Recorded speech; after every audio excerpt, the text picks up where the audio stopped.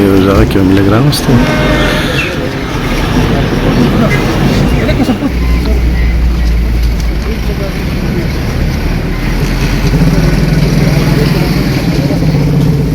बस मजा करिए सर।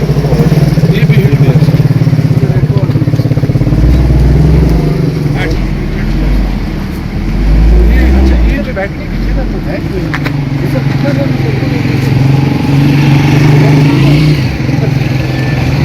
बिस्मिल्लाहिर्रहमानिर्रहीम। ये वाक़या कल रात 2 और सवा 2 बजे के दरमियान का है, जिसमें इस मादरे वतन पे 3 बेटों ने अपनी जान निछावर की है। पुलिस वाले अपनी ड्यूटी से फ़राइज़ से फ़ारिग होकर वापस लाइन्स की तरफ जा रहे थे, जब फितनतुल खवारिज के लोगों ने घात लगाकर इनके ऊपर एम्बुश किया, जिससे हमारे 3 जांबाज जो हैं उन्होंने शहादत का दर्जा पाया और 6 ज़ख्मी हुए हैं।